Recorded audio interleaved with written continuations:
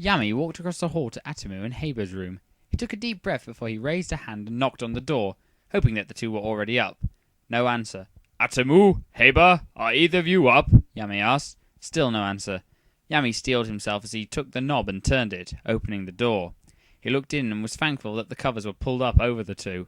Atamu had his arms wrapped around Heiba, and Heiba was curled up in Atamu's arms. Yami walked over and shook his brother. Atamu, wake up, Yami said. Atamu groaned as he opened one eye to look at his brother. What? Atamu asked. Get up, we have to get ready for school, Yami said. All right, Atamu said. Yami then turned and left the room. Heiba, wake up, Atamu said, brushing Heiba's bangs out of his eyes. Heiba opened his eyes slowly and looked up at his boyfriend. What? Heiba asked. Time for school, Atamu said. Oh, okay, Heiba replied. The two got out of bed and started getting ready for school. Yami walked back into his and Yugi's room to find that Yugi was already ready for school. Are they up? Yugi asked, turning to look at his boyfriend as he put his neck belt on. Yeah, they're getting up, Yami answered, going to the closet and getting out his school uniform. Good. I don't think that they want Grandpa to come up here and force him to get up, Yugi said. I know that they don't, Yami replied, getting dressed in the navy blue pants and white button-up shirt along with the navy blue jacket that made up the school uniform. Solomon was making breakfast when he heard footsteps on the stairs. He turned to find Yugi and Yami walking into the kitchen. Morning, Yugi, Yami, Solomon said. Morning, Grandpa, Yugi and Yami said at the same time. Are Atamu and Heiba up? Solomon asked. I woke them up, Yami answered.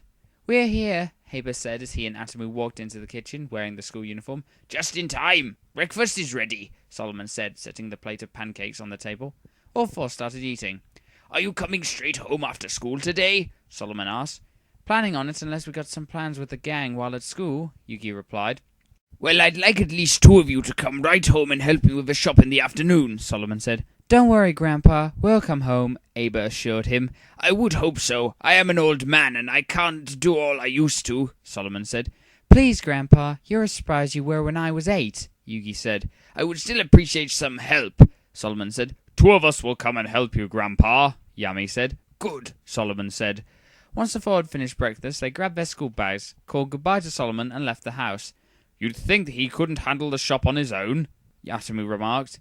You know that Grandpa just likes a little help, and after all he did for us, Atamu, you and I owe it to him.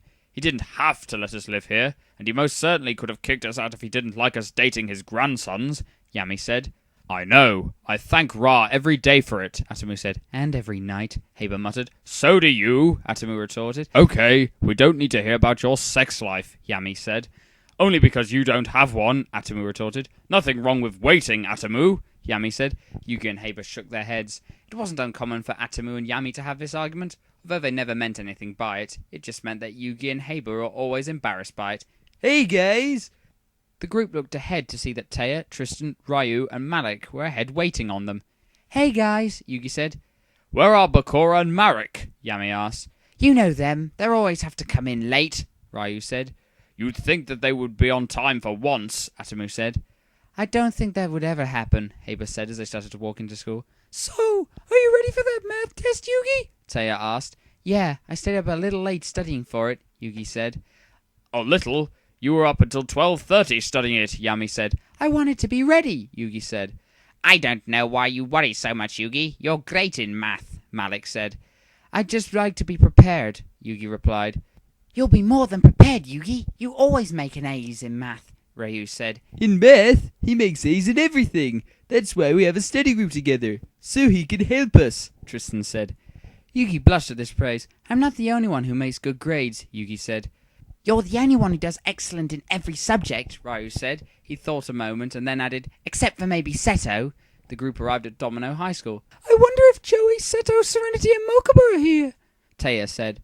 Wheeler, Carver, stop that, a teacher barked. They looked to see Seto glaring bloody murder at the teacher. I'd say so, Atamu said. The group was soon joined by the other four. Hey guys, Mokuba said. Getting yelled again? Yami asked. You think they know not to bother me, Seto growled, seething. Taya rolled her eyes. Just because you're a powerful CEO doesn't mean the teachers aren't going to let you break the rules of the school. PDA is against the rules, and you know it, Taya said. Shouldn't matter, Seto muttered. Yami smirked. That's why you do what Atamu and I do. Make sure no one is around, Yami said. Yami! Yugi scolded. What? It's true, Yami said. Where is that possible? Seto asked. The bathroom, Yami and Atomu replied at the same time. Seto smiled. I might have to follow your advice, Seto said. Please, you two go at it another home, Mokuba said. Seto glared at his brother. Mokuba and Serenity were freshmen at Domino High while the rest were in the senior year. Come on, we might as well get to class, Ryu said. The group headed into the building and went to their lockers before they all went their separate ways to their first class. Yugi, Heiba, Taya, Seto, and Ryu all had their first class together, which was history. So, how was your weekend? Taya asked, looking at Yugi and Heiba. It was fine. We all took turns helping Grandpa in the shop, Heiba answered. Yami and I helped more than you and Etomu did, although I get the feeling that Etomu had more to do with that than you, Yugi said. You know Etomu. When he gets in the mood, there's not stopping him, Heiba said. Seto smote. I'm sure that you tried to stop him, Seto said. Heiba shrugged. Like you tried to stop Joey, Heiba said. The bell rang. Students poured into the classroom. The group was talking while they waited for their teacher to arrive. Yugi didn't notice the male student behind him. Hey, beautiful. Yugi turned and rolled his eyes. Give it up, Tyler. I don't want anything to do with you, Yugi said. He then narrowed his eyes and said, And the only one who can call me beautiful is my boyfriend, and you most certainly are not him. Come on, Yugi, Tyler said. When are you going to realize that Yami is the wrong guy for you, and that I am? Tyler asked. When pigs fly, Yugi retorted. Heiba, Taya, and Ryu all sniggered. Shut up, Tyler hissed. Why don't you move along? Yugi obviously isn't interested, Seto said. Tyler glared. He'll be mine one day, Tyler said before walking off. He's delusional, Yugi said. No kidding, Taya agreed. I'm surprised Yami hasn't clobbered that guy after all the ties he's hit on you. The way Yami is, I thought he would have already beaten him to a pulp and promised death to him if he ever came near you again, Ryu said. He would if I'd let him, Yugi said. Not letting him? Joey asked. No, Yugi replied. The teacher walked in a few moments later and called the class to order.